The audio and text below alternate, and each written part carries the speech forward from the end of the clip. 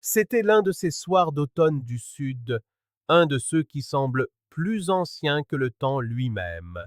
Un soir calme, lourd et immobile, où l'air porte l'odeur des feuilles sèches et de l'asphalte qui refroidit, et où le simple bruit de vos pneus sur la route paraît assourdissant. Nous étions le 21 octobre 1995, un vendredi, fin des examens de mi-session à l'Université du Western Kentucky. Pour Audrey May, 23 ans, ce devait être le début d'un week-end de détente chez elle, à Somerset, un lieu où sa mère cuisait encore le vendredi, et où son père vérifiait toujours la lumière du porche lorsqu'elle rentrait tard. Elle avait voyagé léger, un sac de sport, ses manuels et quelques cassettes pour la route. Ses amis l'avaient trouvée fatiguée mais joyeuse, parlant déjà d'aider sa mère à décorer pour Halloween. Vers 18h30, elle quitta le campus et s'engagea sur la Highway 68 alors que le soleil plongeait derrière les collines. C'était un trajet familier, emprunté d'innombrables fois, mais en 1994, une grande partie de cette route était encore rurale. De longues voies désertes, de vieilles stations-service et des kilomètres de pins et de chênes qui semblaient engloutir les dernières lueurs du jour. À 18h47, Audrey appela sa mère depuis une cabine téléphonique devant un petit restaurant de Bowling Green. L'appel fut bref. Elle disait s'arrêter pour de l'essence et un en cas, peut-être un soda pour la route. Sa mère lui recommanda la prudence et lui dit qu'elle laisserait la lumière du porche allumée. Ce fut la dernière fois que quelqu'un entendit sa voix. Lorsque le soleil se leva le lendemain matin et que sa voiture n'était pas dans l'allée, sa mère sut que quelque chose n'allait pas. Audrey était d'une ponctualité presque maladive, jamais en retard, jamais sans donner de nouvelles. En milieu de matinée, ses parents étaient au téléphone avec la police, et dans l'après-midi, les adjoints du shérif du comté de Barren parcouraient le tronçon de la route 90 qu'elle aurait dû traverser la nuit précédente. Ils ne trouvèrent rien. Pas de traces de pneus, pas de glissière de sécurité brisée, aucun signe d'accident. Ses relevés de carte de crédit montrèrent un dernier achat. 12,47 $ dans une petite station Amoco, juste à l'extérieur de Cave City. L'employé de service se souvenait d'elle. Il la décrivit comme polie, souriante, vêtue d'un sweat à capuche de l'université et d'un jean. Elle avait acheté de l'essence, un paquet de chewing-gum et un Coca Light. Puis elle était partie, direction est, vers Somerset. Mais il se souvint aussi d'autre chose. Un pick-up vert foncé s'était garé juste après elle.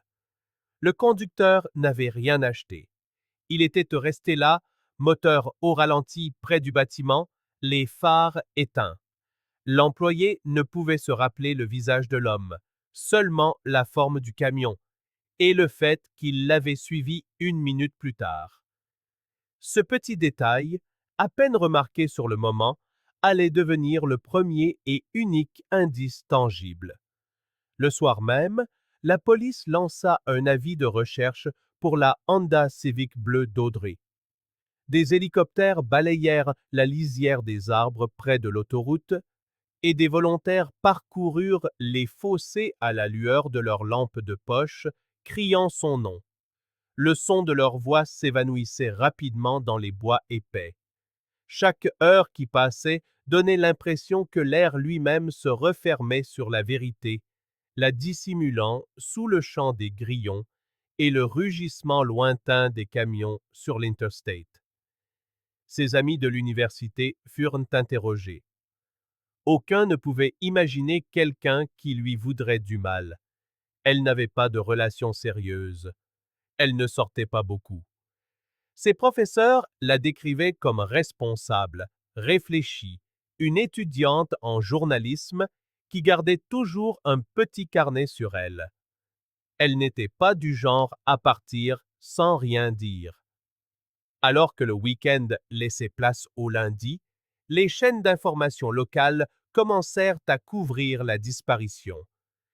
Elle montrait sa photo de terminal. Cheveux châtain clair, yeux bleus, un sourire calme et discret, le genre de visage que les gens reconnaissent instantanément.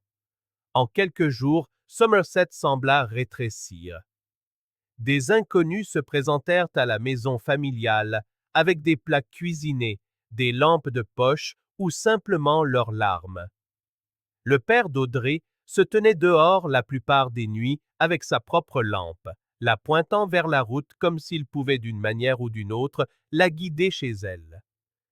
À la fin de la semaine, les équipes de recherche avaient ratissé plus de 60 kilomètres d'autoroutes et de routes secondaires.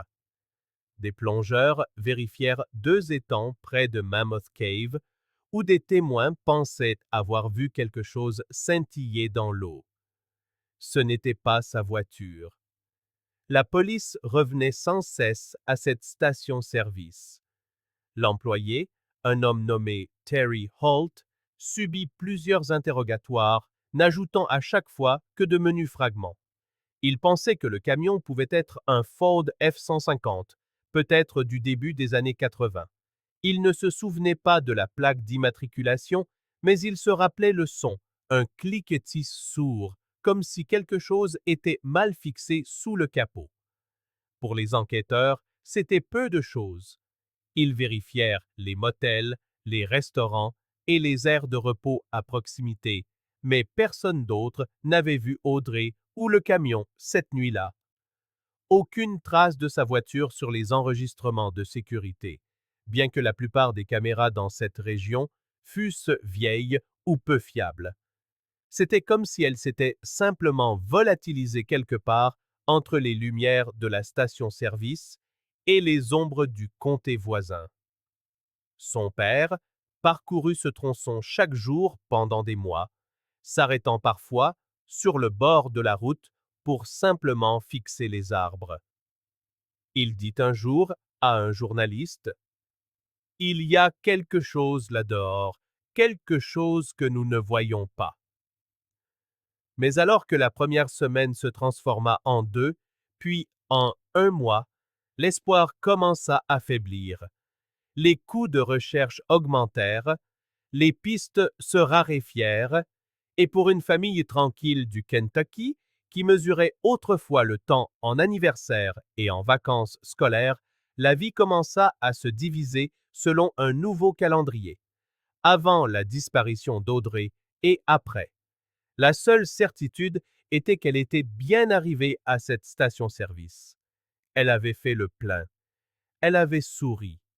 Et puis, quelque part le long de ces routes étroites, bordées de pins du comté de Barren, le monde l'avait simplement effacée. Pas de traces de dérapage, pas de témoins, pas un bruit.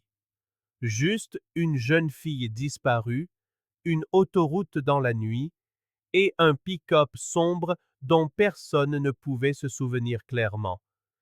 Et pendant plus de 20 ans, c'est là que son histoire resterait, suspendue dans le silence, quelque part entre ce dernier appel téléphonique et la longue route déserte qui la ramenait chez elle. Tout le monde dans les forces de l'ordre le sait. Les 72 premières heures suivant une disparition sont les plus critiques.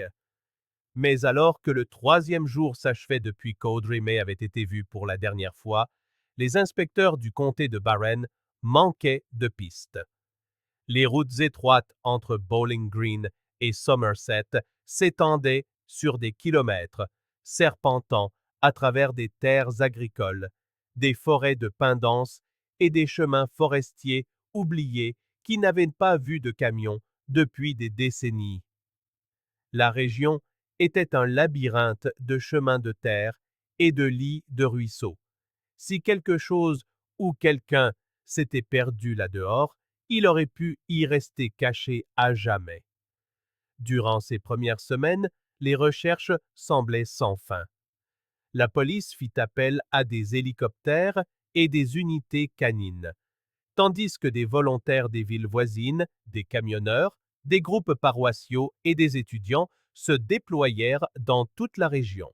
Ils marchaient côte à côte à travers des champs en friche, criant son nom, s'arrêtant à chaque fois qu'ils pensaient voir un reflet dans l'herbe. Les pompiers locaux ratissèrent les rives de Beaver Creek, draguant les eaux boueuses à la recherche du moindre signe d'un véhicule. Ils trouvèrent un caddie rouillé, un vieux pneu, un crâne de cerf, rien qui n'appartint à Audrey. Sa famille suivait chaque minute de l'opération. Son père se tenait près du poste de commandement sur la route 90 chaque matin avant le lever du soleil, versant du café noir dans un gobelet en carton qui tremblait entre ses mains. Sa mère distribuait des avis de recherche, la voix rauque à force de répéter sans cesse la même phrase. Elle conduisait une Honda Civic bleue. S'il vous plaît, cherchez-la. Ces mots devinrent une routine, presque une prière. À la fin de la première semaine, les chaînes de télévision locales avaient repris l'histoire. Les reporters montraient sans cesse la même photo, le portrait universitaire d'Audrey, son sourire léger mais confiant, celui qui faisait que les gens se penchaient en avant en le voyant. Les présentateurs parlaient d'elle comme d'une fille que tout le monde connaissait. La couverture médiatique attira l'attention, mais aussi le bruit. En quelques jours, le bureau du shérif fut inondé de témoignages. Certains étaient pleins d'espoir, d'autres frôlaient la cruauté. Un fermier jura avoir vu une jeune femme correspondant à sa description marcher le long d'une clôture à 2 comtés de là. Un autre appelant affirma qu'elle avait été vue faisant de l'autostop sur l'I-65. Rien de tout cela ne mena nulle part. Alors que les jours se refroidissaient, le périmètre de recherche s'élargit. Les adjoints vérifièrent de vieilles carrières de gravier, des ponceaux et des parcelles de forêt qui n'avaient pas été cartographiées depuis des années. Le 10e jour, une équipe de volontaires découvrit ce qui semblait être de la terre remuée près d'un étroit chemin forestier partant de la Highway 31. À première vue, c'était prometteur. De la terre fraîche, des empreintes de pneus et ce qui ressemblait à une dépression, comme si quelque chose de lourd avait été traîné. Les enquêteurs firent venir des chiens cadavres et passèrent près de 12 heures à creuser et à tamiser. Mais sous la couche arable, il n'y avait rien. Pas de pièces de voiture, pas de vêtements, aucune trace d'Audrey. Juste l'odeur de la terre humide et de la déception. L'affaire commença à perdre sa substance. Les rumeurs se mirent à combler le silence laissé par les faits. Dans les petites villes comme celle-ci, les ragots voyageaient plus vite que la vérité. Certains disaient qu'elle s'était enfuie à cause de la pression des études, peut-être un petit ami secret, ou qu'elle avait simplement eu besoin de disparaître. D'autres chuchotaient à propos d'un ex jaloux, bien que la police ait confirmé qu'Audrey n'avait aucune relation sérieuse. Puis vinrent les théories plus sombres. Elle aurait été enlevée par un camionneur de passage, ou un prédateur en série sévissait le long des routes rurales du Kentucky. L'idée d'un vagabond capta bientôt l'attention du public. 2 jours après sa disparition, un homme avait été aperçu près de la station Amoco, où Audrey avait fait le plein. Il dormait dans son camion derrière le parking, un saisonnier connu localement sous le nom de Red Dougherty, qui acceptait du travail à la journée où il en trouvait. Des témoins dirent qu'il avait bu ce soir-là et qu'il était parti peu après Audrey. Lorsque les inspecteurs le retrouvèrent, il nia l'avoir même vu.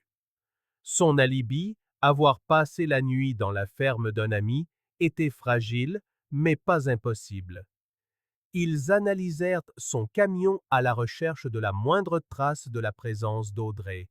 Rien. Pas d'empreinte digitale, pas de cheveux, aucun signe qu'elle y soit jamais montée. L'enquête ralentit. Les pistes s'amenuisèrent. La police retraça son itinéraire des dizaines de fois, suivant chaque bifurcation possible. À un moment donné, ils vidèrent même une partie d'une vieille carrière où les habitants jetaient leurs ordures, mais encore une fois, rien. Chaque théorie s'effondrait sous le poids du temps et l'absence de preuves. En novembre, le rayon de recherche dépassait les 150 km². Les feuilles étaient tombées. Les bois qui cachaient autrefois tout étaient maintenant dépouillés, ne révélant qu'un vide encore plus grand. Les inspecteurs conduisirent sur ces routes secondaires jusqu'à en connaître chaque virage par cœur, tout comme son père. Ils passaient devant de petites croix et des mémoriaux routiers d'autres accidents, de petits rappels de vie qui s'étaient évanouis avant elle. Mais il n'y en eut jamais pour Audrey. Pas encore. Sa famille espérait toujours qu'elle était en vie quelque part. La ville de Somerset organisa une veillée aux chandelles la semaine avant Thanksgiving. Des centaines de personnes vinrent. Sa colocataire, Hannah Reed, parla doucement, à travers ses larmes, disant qu'Audrey avait prévu de postuler pour des stages à Nashville. Elle avait des projets, dit Hannah. Ce n'était pas le genre de personne qui disparaît comme ça. Cette phrase marqua les esprits. Ce n'était pas le genre de personne qui disparaît comme ça. Mais la dure vérité était que n'importe qui pouvait disparaître, avec la mauvaise nuit et le mauvais inconnu. Début décembre, le bureau du shérif commença à réduire les opérations. Les équipes de recherche furent démobilisées. Les fonds étaient à bout. La déclaration officielle utilisa la même formulation que chaque famille redoute. Toutes les opérations de terrain actives sont suspendues en attente de nouvelles informations. Pour ses parents, cela sonnait comme la fin. Noël passa en silence. Son père garda ses cadeaux au même endroit sous le sapin, refusant de les enlever, même après le Nouvel An. Sa mère cessa de répondre au téléphone, sauf si c'était la police. Ils laissèrent la lumière du porche allumée chaque nuit, la même qu'Audrey aurait vue depuis l'allée en rentrant tard de l'université. Elle brûla pendant des mois sans jamais s'éteindre. Le printemps suivant n'apporta rien de nouveau. La police d'État du Kentucky ajouta officiellement Audrey May au registre des personnes disparues de l'État, lui attribuant un numéro de dossier et la classant dans une base de données parmi des centaines d'autres noms des gens qui étaient sortis de stations-service, s'étaient garés sur des aires de repos ou avaient pris un mauvais virage pour ne jamais rentrer chez eux. La ville passa à autre chose, comme le font les villes, mais pas sa famille. Son père continuait de parcourir son itinéraire toutes les quelques semaines, gardant une carte marquée d'épingles rouges montrant où elle aurait pu tourner, où quelqu'un aurait pu la voir. Il parlait à des camionneurs à la retraite, à des pompistes et à des fermiers qui ne se souvenaient de rien d'utile. Sa photo resta dans son portefeuille, pliée avec soin, les bords cornés. Des années plus tard, les enquêteurs admettraient qu'en janvier 1995, l'affaire était déjà au point mort. Il n'y avait aucune preuve de crime, mais aussi aucune preuve qu'elle soit partie de son plein gré. Juste un vide. Le nom du vagabond disparut des rapports. L'employé de la station-service finit par déménager, et les gens qui avaient fouillé ces bois commencèrent à oublier les détails de leurs recherches. Lorsque l'automne suivant arriva, son avis de recherche n'était plus qu'un parmi des dizaines d'autres sur le mur du bureau du shérif, décoloré par le soleil, les coins recourbés, un autre visage sur le tableau des personnes disparues du Kentucky. Et pourtant, dans le silence qui suivit, la terre elle-même semblait retenir quelque chose. Ces étendues infinies de pain, celles qui avaient avalé son dernier trajet de retour, étaient sur le point de garder leur secret pendant très longtemps. Car sous ces mêmes arbres, à quelques kilomètres seulement de la route 90, quelque chose attendait, enfoui profondément sous des années de racines et de pluie. Quelque chose que personne ne trouverait avant 21 ans lorsque la terre finirait par le rendre. Pendant des années, l'affaire n'exista que sous la forme d'un dossier dans un tiroir en métal, une fine chemise avec une photo délavée agrafée sur le devant, son nom manuscrit à l'encre bleue sur l'onglet. Audrey May, disparue en octobre 1994. Il était passé d'un enquêteur à l'autre, chacun promettant d'y jeter un nouveau regard, chacun finissant par le mettre de côté lorsque les pistes s'épuisaient. Entre 1995 et 2010, le silence autour de la disparition d'Audrey s'épaissit jusqu'à devenir presque permanent. Ses parents n'arrêtèrent jamais de chercher, mais leurs vies commencèrent à se rétrécir autour de cette perte. Sa mère, Evelyn, garda la même lumière du porche allumée chaque nuit, celle qu'elle avait promise à Audrey pour la guider chez elle. L'ampoule fut remplacée des dizaines de fois au fil des ans. Parfois, elle se tenait sur le porche, son manteau enroulé autour de ses épaules, fixant la route jusqu'à ce que l'obscurité se brouille. Son père, Harold, devint plus silencieux, plus âgé. Il garda la même carte épinglée au mur de son garage, des lignes rouges traçant la route entre Bowling Green et Somerset, des marques estompées là où les équipes de recherche avaient autrefois ratissé les bois. Il cessa de dire si elle rentre à la maison et commença à dire quand elle rentrera. Les saisons continuèrent de passer. Au début des années 2000, les affiches de disparition avaient depuis longtemps été retirées des vitrines des magasins.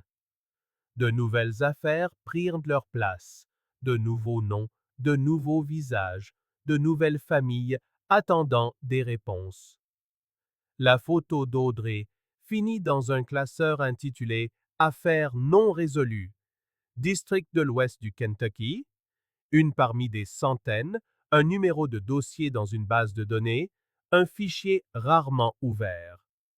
Pourtant, tous les quelques années, un journaliste local publiait un court article d'anniversaire. 20 ans plus tard, le titre serait Aucune trace de l'étudiante de WKU disparue. C'étaient toujours les mêmes détails. Une jeune femme sur le chemin du retour, un dernier appel à sa mère, un pick-up sombre que personne ne pouvait identifier. Et toujours la même question sans réponse. Comment quelqu'un pouvait-il simplement disparaître sur une route si ordinaire, si fréquentée, sans laisser la moindre trace? Sa mère ne connut jamais la réponse. En 2009, 15 ans après la disparition d'Audrey, Evelyn May s'éteignit paisiblement dans son sommeil. La lumière du porche était toujours allumée. Harold remplaça l'ampoule le lendemain et la laissa brûler comme elle l'avait fait. Lorsque les voisins lui présentèrent leurs condoléances, il dit « Elle est toujours quelque part, et quand ils la retrouveront, je veux que cette lumière soit la première chose qu'elle voit. » L'enquête, cependant, était gelée. Les preuves dégradées, les témoins partis, les souvenirs estompés. La technologie avait changé, mais les données n'avaient pas suivi. Il n'y avait pas de pings téléphoniques, pas de caméras de tableau de bord, pas de journaux GPS de 1994. Les seuls enregistrements survivants étaient des notes manuscrites d'adjoints et une pile de photographies granuleuses en noir et blanc de la recherche originale. Puis, en 2011, quelque chose changea. Une nouvelle inspectrice, le sergent Lee Barnett rejoignit le bureau du shérif du comté de Barren. Elle avait la fin de la trentaine, était méthodique et discrète, connue pour emporter de vieux dossiers chez elle et les lire jusqu'à l'aube. Un après-midi, elle se retrouva dans la salle des archives, triant des boîtes marquées « Inactif, sans piste ». À l'intérieur de l'une d'elles, elle vit la photo d'Audrey. Le nom attira son attention. Elle avait grandi en l'entendant. Sa mère lui disait de ne jamais s'arrêter seule pour de l'essence sur la route 90 après la tombée de la nuit. Barnett demanda à rouvrir le dossier dans le cadre d'un examen des affaires non résolues, une procédure principalement destinée à l'organisation et à la numérisation. Mais en lisant les rapports, elle remarqua de petits détails qui ne collaient pas. Le suspect principal, un vagabond dont tout le monde avait chuchoté pendant des années, avait en fait été innocenté par l'ADN dans une autre affaire en 1998. Cette information n'avait jamais été versée au dossier d'Audrey. Il était innocent, ce qui signifiait que l'hypothèse de travail pendant des années avait été fausse. Puis, elle remarqua quelque chose de plus étrange.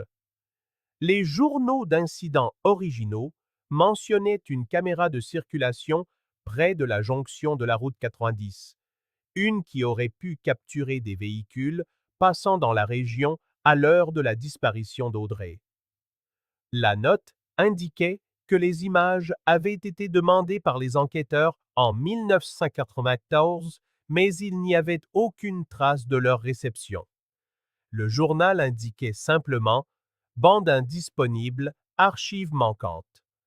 Barnett creusa plus profondément, demandant des dossiers au département des transports du Kentucky. Cela prit des semaines, mais lorsque les fichiers arrivèrent, elle trouva une entrée de fin octobre 1994. Elle montrait qu'une petite section de la route 90, à moins de 3 kilomètres de l'endroit où Audrey avait fait le plein, avait été temporairement fermée pour instabilité du sol et mouvement de terrain. Des équipes avaient été dépêchées pour stabiliser le terrain avant de le rouvrir plusieurs jours plus tard. La note était routinière, presque insignifiante à première vue, mais le moment coïncidait étrangement avec la disparition d'Audrey. Barnett se rendit sur le site mentionné dans le rapport. C'était une bande de route étroite bordée de pins, le sol s'inclinant dans un épais fourré de broussailles. La zone avait changé.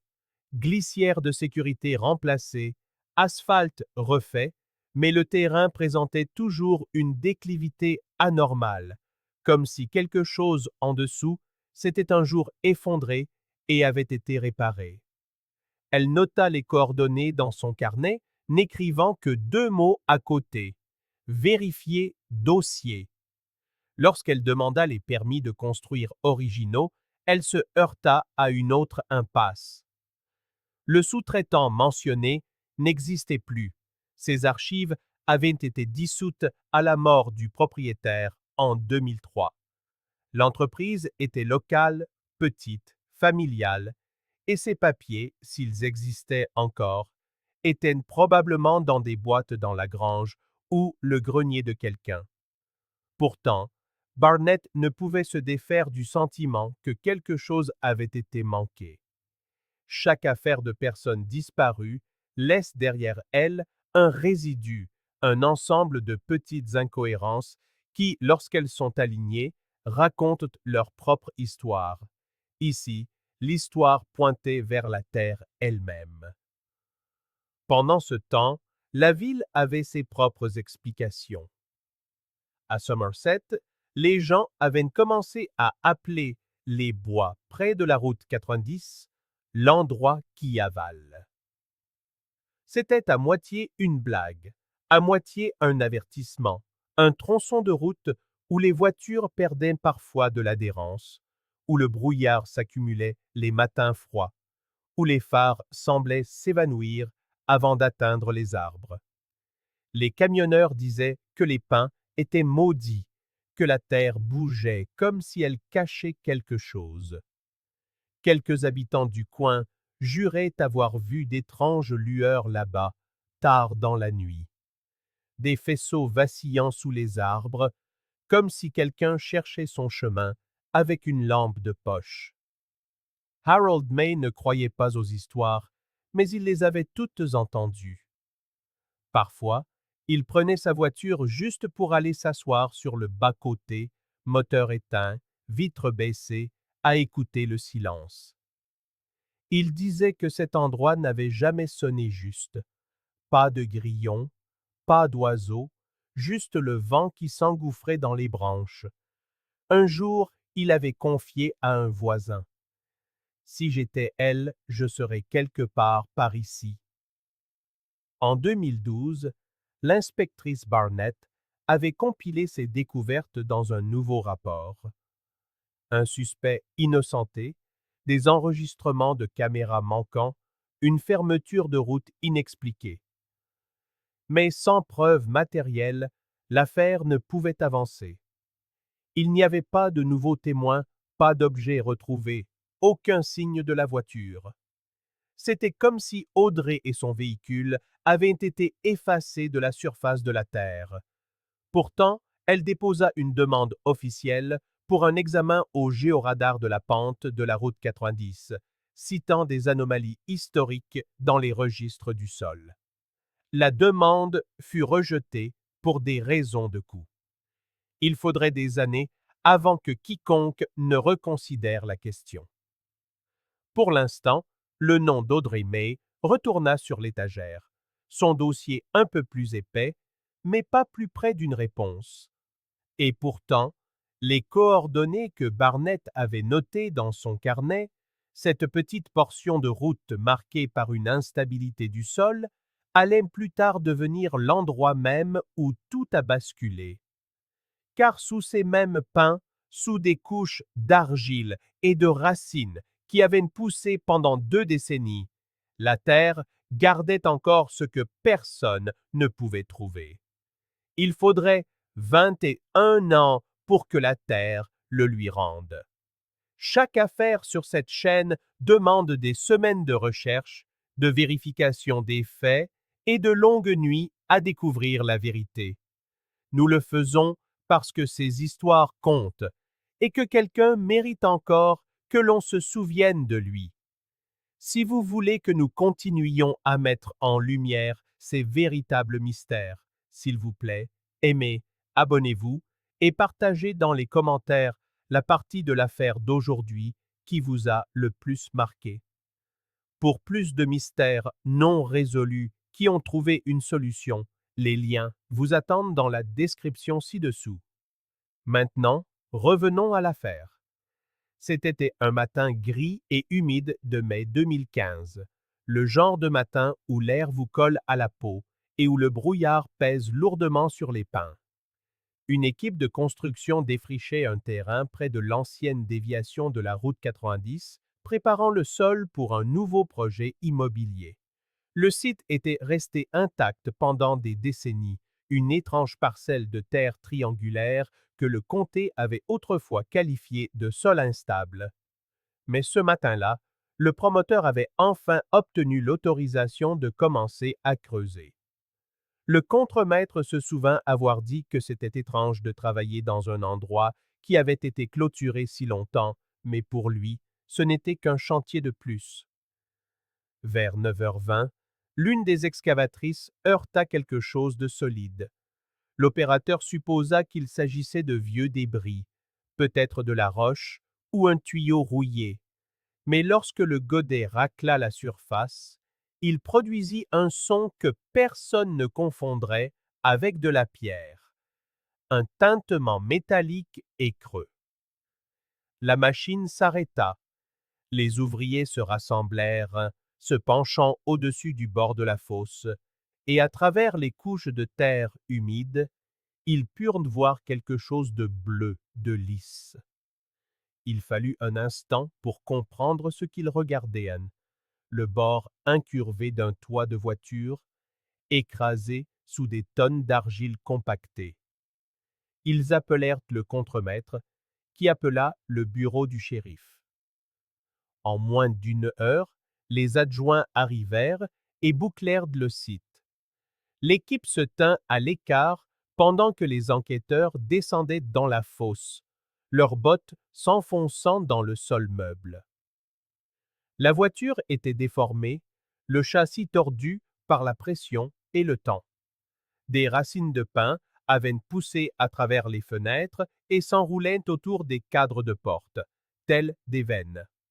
Sur le capot, des éclats de peinture bleue délavée s'accrochaient encore au métal.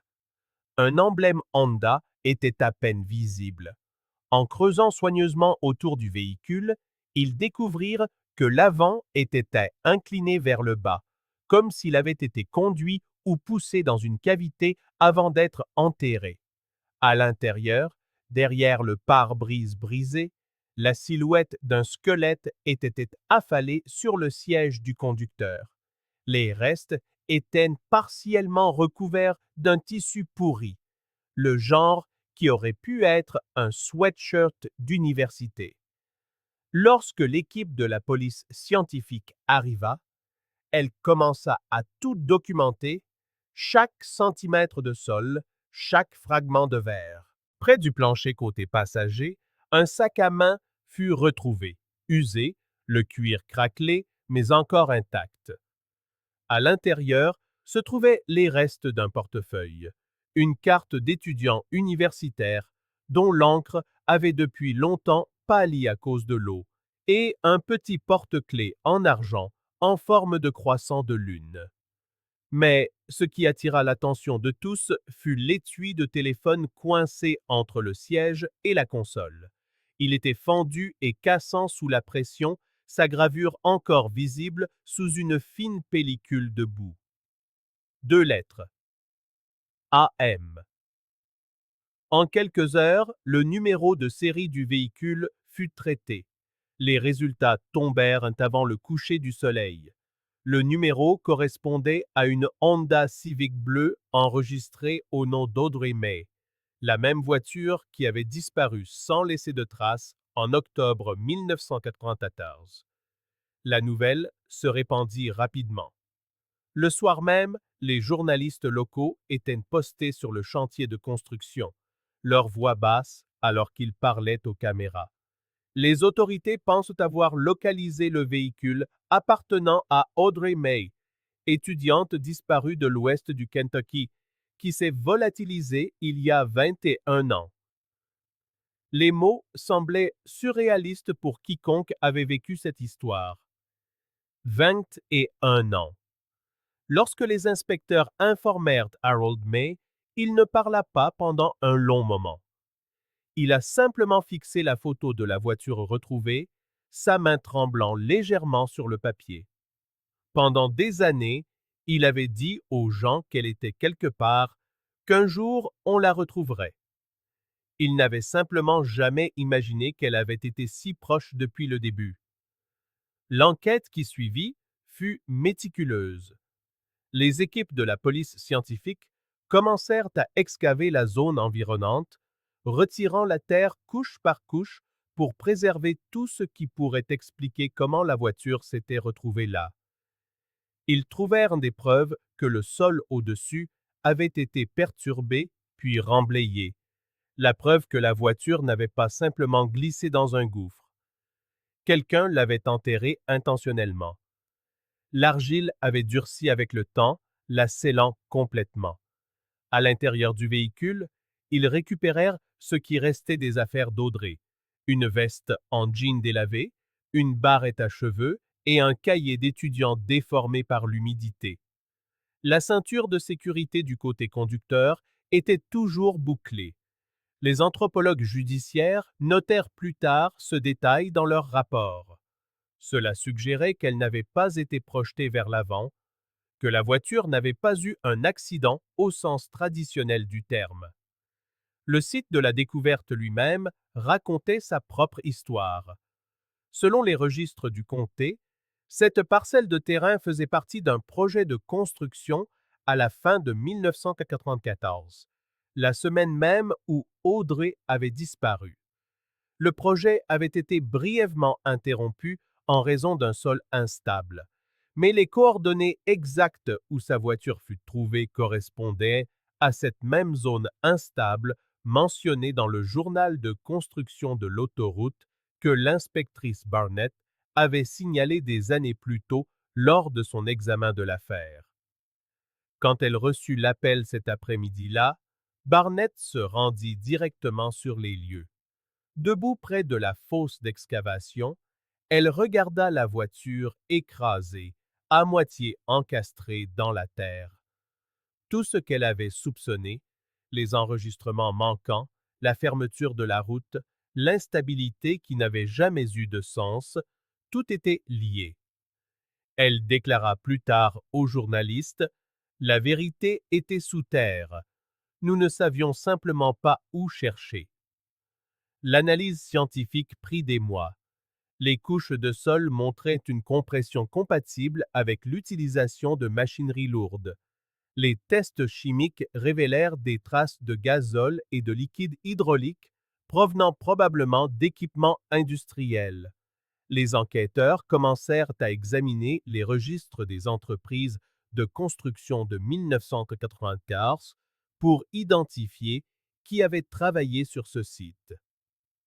Plusieurs entreprises avaient soumissionné pour le projet, mais le nom d'un sous-traitant apparaissait dans les documents de 1994 et de 2015. Coleman Excavation Services. Le propriétaire, James R. Coleman, avait opéré dans la région pendant des décennies, connu pour ses contrats de terrassement et de nivellement le long de la route 90. Il avait pris sa retraite des années plus tôt et vivait tranquillement à Elizabethtown. Sur le papier, il n'y avait aucune raison de le soupçonner. Mais lorsque les inspecteurs commencèrent à vérifier son passé, un schéma émergea. De petites plaintes, quelques accusations d'agression à la fin des années 1980, toutes finalement abandonnées. Les enquêteurs le contactèrent pour un interrogatoire, en prenant soin de ne pas révéler toute l'étendue de leur découverte. Lorsqu'ils lui montrèrent des photos du site de la découverte, Coleman admit que son équipe avait travaillé sur ce tronçon de la route 90 à l'automne 1994. Il dit s'en souvenir vaguement, un glissement de terrain, peut-être une certaine érosion du sol, mais affirma n'avoir jamais entendu parler d'une personne disparue en lien avec cela. Pourtant, lorsqu'ils le pressèrent de donner des détails sur qui opérait les engins cette semaine-là, ses réponses devinrent moins certaines. « Ça fait longtemps, dit-il. On a couvert beaucoup de terrain à l'époque. »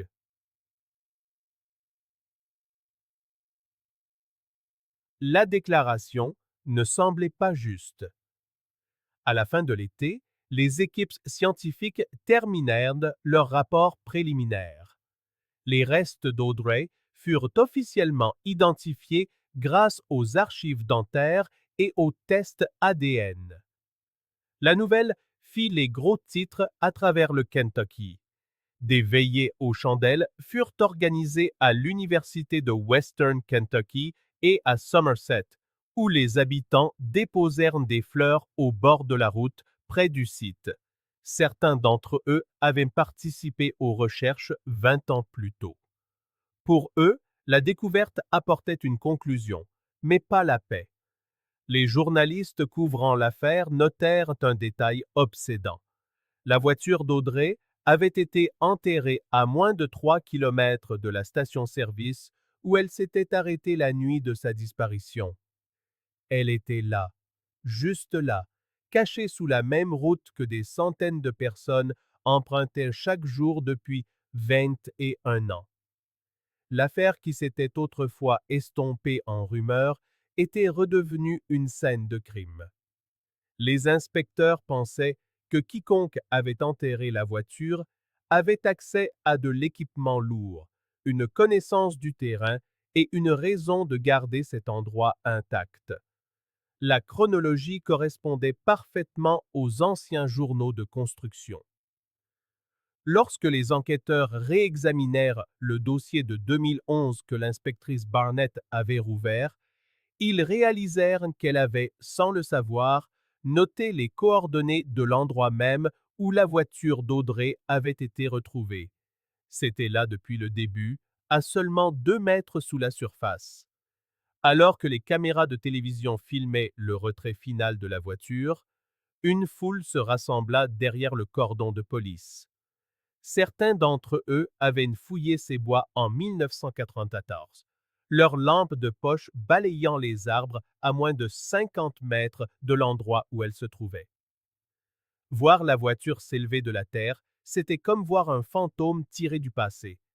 Et pour la première fois en 21 ans, l'histoire d'Audrey May n'était plus celle de ce qui manquait, mais de ce qui avait enfin été retrouvé.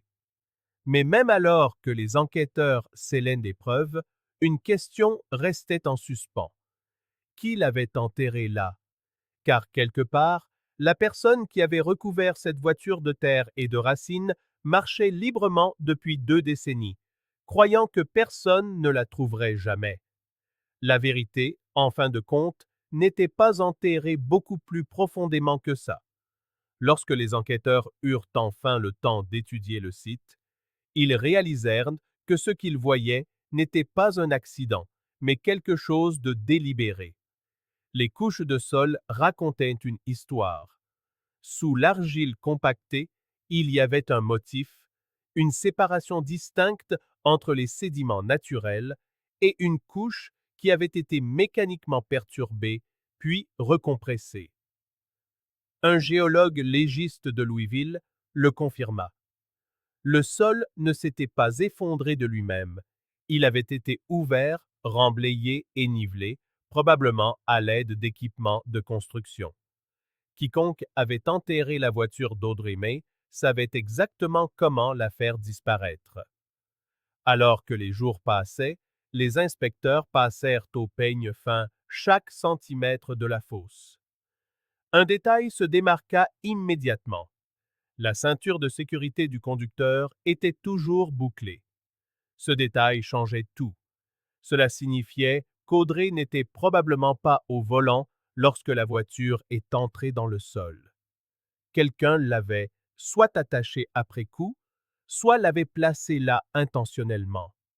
La position de son corps, l'absence de traumatisme osseux significatif, cela ne correspondait ni à un accident ni à un effondrement de terrain. Ce n'était pas un accident. Autour du véhicule, les enquêteurs trouvèrent de faibles traces de résidus d'huile et de liquide hydraulique compatibles avec d'anciennes machines de construction. À quelques mètres du pare-chocs arrière, incrusté dans la terre, ils découvrirent également ce qui ressemblait au coin d'une bâche déchirée. Les analyses en laboratoire révélèrent plus tard des traces de graisse de moteur dessus. Ce n'était pas grand-chose, mais cela laissait entrevoir une tentative de dissimulation. Lorsque les archives du comté furent sommées de fournir les anciennes données de location et de permis de 1995, les pièces du puzzle commencèrent à s'assembler. À l'époque, cette section de la route 90 faisait partie d'un projet d'élargissement de route à court terme.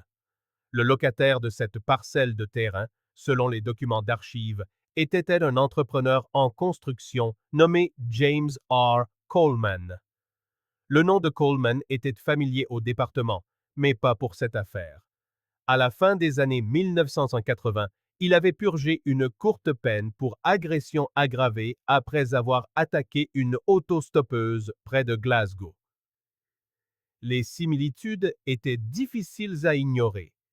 Une route isolée, une jeune femme, un homme ayant accès à de l'équipement lourd et à une propriété isolée. Les inspecteurs retrouvèrent Coleman à Elizabethtown. Il avait maintenant 63 ans, était à la retraite, son entreprise dissoute depuis des années. Lorsqu'ils se présentèrent à sa porte à la fin de l'été 2015, il ne parut pas surpris. Interrogé sur la construction sur la route 90 en 1994, Il hocha lentement la tête. Il dit que le sol à l'époque était meuble, qu'une petite section s'était effondrée pendant une tempête. Mais lorsque les enquêteurs lui demandèrent s'il se souvenait avoir entendu parler d'une étudiante disparue la même semaine, son ton changea. Ce qui surprit les inspecteurs, ce fut un commentaire qu'il fit sans en réaliser le poids. Lorsqu'ils mentionnèrent que le tronçon de route avait rouvert quelques jours après la disparition d'Audrey, Coleman dit, presque à voix basse, « Cette route n'était pas censée rouvrir avant des semaines. » Après l'interrogatoire, les inspecteurs envoyèrent les anciennes preuves du site d'excavation au laboratoire criminel de l'État du Kentucky. Parmi les échantillons se trouvait une empreinte digitale partielle récupérée à l'intérieur du bouchon du réservoir d'essence, la même que le laboratoire n'avait pas pu identifier dans les années 90 en raison de sa mauvaise qualité. Avec l'analyse moderne, ils améliorèrent l'empreinte numériquement. Les résultats revinrent 3 semaines plus tard. L'empreinte correspondait à James R. Coleman. Les inspecteurs rouvrirent discrètement l'affaire en tant qu'enquête pour homicide. Ils commencèrent à interroger d'anciens employés de Coleman Excavation Services. Un homme, David Laird, se souvint d'une nuit de fin octobre 1994 où Coleman était arrivé sur le site après les heures de travail, disant à tout le monde de rentrer tôt à cause des dégâts causés par une tempête. Le lendemain matin, l'équipe était revenue pour trouver une grande partie du sol fraîchement nivelé. Armés de cette déclaration, les inspecteurs convoquèrent à nouveau Coleman. Cette fois, ils le confrontèrent directement avec la correspondance d'empreintes digitales et l'analyse du sol. Il nia tout. Dans un effort pour trouver de nouvelles pistes, les inspecteurs réinterrogèrent les habitants qui vivaient près de la déviation en 1994. Un couple de personnes âgées se souvint avoir vu des lumières de chantier allumées tard d'une nuit, quelques jours seulement après la disparition d'Audrey. Il se souvint d'autre chose, un camion qui n'appartenait pas à la flotte habituelle de l'entreprise. Une camionnette vert foncé, ancien modèle, garée sur le bas-côté. La description correspondait à celle vue à côté de la voiture d'Audrey à la station-service. Lorsque les inspecteurs vérifièrent les registres de véhicules de Coleman, ils découvrirent qu'il avait possédé un Ford F-150 de 1983, vert foncé, immatriculé à son nom jusqu'en 1998. Début novembre 2015, le bureau du shérif annonça qu'il avait identifié une personne d'intérêt dans la mort d'Audrey May. La maison de Coleman fut bientôt entourée de journalistes. Il refusa les interviews. Abordé par un journaliste dans son allée, il dit seulement « Les gens creusent trop profond. Ils trouvent des choses qu'il valait mieux laisser tranquilles. » Les procureurs pensaient que Audrey s'était probablement arrêtée pour demander son chemin ou avait été suivie après avoir quitté la station-service. Ils théorisèrent que Coleman, travaillant tard, l'avait rencontrée, agressée et avait enterré elle et sa voiture en utilisant ses propres engins. Confronté à cette théorie, Coleman ne répondit pas. Il resta assis en silence. Puis, après plusieurs longues secondes, il murmura, presque pour lui-même, « Cette route n'était pas censée rouvrir avant des semaines. » Ce n'était pas un aveu, mais pour les inspecteurs qui avaient passé des mois à retracer ces mensonges, c'en était ce qui s'en approchait le plus. L'enquête, après 21 ans, ne portait plus sur une personne disparue. Elle portait sur la justice. Lorsque les résultats de la police scientifique sont revenus, il n'y avait plus de place pour le doute. La correspondance des empreintes digitales, l'analyse du sol, les résidus d'anciens équipements, tout cela formait une image trop complète pour être ignorée. Les enquêteurs ont convoqué James R. Coleman une dernière fois. Le ton de l'interrogatoire était différent maintenant, moins patient, plus direct. Les inspecteurs étalèrent toutes leurs cartes sur la table. Le contrat de location, l'empreinte sur le bouchon du réservoir, le camion correspondant, les témoignages. Pour la première fois, Coleman ne nia pas en bloc. Il resta simplement assis, le regard fixé sur la table, la respiration courte, les mains immobiles. Ses aveux commencèrent timidement, une phrase par-ci, par-là, noyée sous les excuses. Il raconta l'avoir vue ce soir-là à la station-service Imoco, qu'elle semblait perdue. Il dit qu'elle lui avait demandé son chemin pour l'autoroute, qu'il avait offert de lui montrer un raccourci, une route de campagne qu'il empruntait avec ses camions de chantier. À partir de là, son récit changea. Il prétendit qu'elle avait paniqué, qu'elle avait mal interprété ses intentions. Mais à mesure que les enquêteurs insistaient, les fragments commencèrent à s'assembler, dessinant une vérité bien plus sombre. Coleman avait suivi Audrey May en quittant la station-service et s'était engagé sur la route 90. Quelque part, près d'une petite aire de repos, il l'avait abordée. Il affirma que ce n'était qu'une conversation, qu'elle avait été aimable, qu'elle avait ri poliment.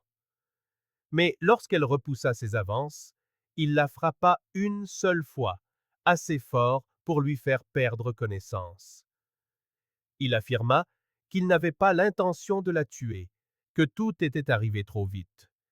Il la traîna dans sa propre voiture, conduisit la Civic jusqu'à la lisière de son chantier et attendit que le dernier camion soit parti pour la nuit. Puis, à l'aide de sa pelleteuse, il creusa dans la pente meuble destinée au futur élargissement de la voie. Il y fit descendre la voiture, la recouvrit de remblais, tassa le tout avec l'engin et partit avant le lever du soleil. La façon dont il décrivait la scène, calme, mécanique, glaça le sang des inspecteurs présents dans la pièce. Il en parlait comme d'un travail accompli et oublié. Il raconta être rentré chez lui, avoir pris une douche, puis s'être présenté au travail le lendemain matin comme si de rien n'était. Quand on lui demanda pourquoi il avait fait ça, sa seule réponse fut « Je ne pouvais pas les laisser la trouver, pas là ». Dans sa confession écrite, Coleman nia toute préméditation. Il qualifia son acte d'erreur, mais les preuves racontaient une autre histoire. L'enfouissement intentionnel, le sol nivelé, la bâche, ce n'était pas de la panique, c'était de la planification. Le bureau du procureur déposa des accusations formelles de meurtre au premier degré et d'altération de preuves. Coleman fut arrêté à son domicile sans incident. Les voisins, depuis leur porche, le regardèrent être emmené, menotté, un homme frêle dans une veste en jean délavé, le visage impénétrable. La nouvelle de son arrestation se propagea comme une onde de choc à travers le Kentucky. Pour la famille May, ce fut à la fois un soulagement et un déchirement. Harold, alors âgé de 70 ans, confia aux journalistes qu'il ne ressentait pas un sentiment de justice, juste un vide immense. « Il a enterré ma fille comme si elle n'était rien », dit-il à voix basse. Et pendant toutes ces années, le monde a continué de rouler sur elle. Le procès s'ouvrit au printemps 2016. Il fut bref. La défense de Coleman plaida la mémoire défaillante, une santé déclinante et l'absence d'intention. Mais l'argumentaire de l'accusation était direct et accablant. Ils firent écouter l'enregistrement de ses aveux, lurent à voix haute les rapports de la police scientifique et projetèrent des photographies du site d'excavation, la voiture ensevelie sous 20 ans de terre et de racines de pin. Les jurés écoutèrent en silence. Le verdict unanime, tomba, coupable sur tous les chefs d'accusation. Le juge le condamna à la prison à vie sans possibilité de libération conditionnelle. Au prononcé de la sentence, le frère cadet d'Audrey, Daniel, maintenant la trentaine et père de famille, se leva pour parler. Sa voix était ferme, mais un tremblement la parcourait. Nous avons emprunté cette route des milliers de fois, dit-il, regardant Coleman droit dans les yeux. Et elle était là, juste sous nos pieds, chaque kilomètre, chaque souvenir, nous passions au-dessus d'elle. Coleman ne leva pas les yeux. Il garda le regard fixé sur la table, comme si les mots ne pouvaient l'atteindre. Dans les semaines qui suivirent, le site où la voiture d'Audrey avait été retrouvée devint une sorte de mémorial. Des inconnus y déposaient des fleurs et des photographies le long de la route. Des étudiants de l'Université de Western Kentucky organisèrent une petite veillée, lisant son nom à haute voix une dernière fois. Le comté finit par y installer une petite plaque simple, sans autre inscription que ses initiales, AM 1971-1994. Pour les enquêteurs, ce fut une forme de conclusion rare et précieuse. Ils avaient passé des mois à fouiller un passé dont la plupart des gens ne se souciaient plus depuis longtemps. Désormais, debout sur cette même colline, ils pouvaient enfin voir le tableau dans son ensemble. Le retour en voiture d'une jeune femme, un hasard tragique, et un homme qui croyait que la Terre garderait son secret pour toujours. L'histoire aurait pu s'arrêter là. Mais un dernier détail marqua à jamais ceux qui avaient travaillé sur l'affaire. Lorsque l'équipe scientifique exhuma la Honda Civic, l'habitacle s'était effondré sur lui-même sous le poids des années. Mais une chose à l'intérieur était restée presque intacte, un petit porte-clés en argent en forme de croissant de lune. Il était accroché au contacteur, encore légèrement brillant, comme si le temps lui-même n'avait pas osé l'effleurer. Ce porte-clés fut rendu à la famille d'Audrey après le procès. Daniel le conserva quelque temps sur son propre trousseau avant de décider de le déposer près de la pierre tombale de sa mère. Il disait que sa place était là, entre les deux personnes qui avaient attendu la vérité le plus longtemps. Au final, les réponses étaient venues, mais à un prix incommensurable. Une affaire qui avait hanté une famille, une communauté et toute une génération de forces de l'ordre avait enfin trouvé sa conclusion. Et tandis que les années passaient, le monde tournait la page. Le chantier devint un quartier résidentiel, une rangée de maisons se dressant désormais sur le sol, même où la voiture d'Audrey avait été enterrée. Mais ceux qui s'en souviennent en parlent encore à voix basse, évoquant les pins, le brouillard et ce sentiment que quelque chose, pendant toutes ces années, les observait dessous la terre. L'image finale de chaque reportage, chaque documentaire, chaque émission spéciale consacrée à son affaire est toujours la même. La photo de terminal d'Audrey May, son sourire doux, ses yeux brillants, se fondant dans une vue aérienne de cette colline couverte de pins, l'endroit qui a gardé son secret pendant 21 ans. Et pour la famille May, cette colline restera à jamais une terre sacrée, non pas pour ce qui y fut perdu, mais parce que c'est là que la vérité, enfin, est revenue à la maison.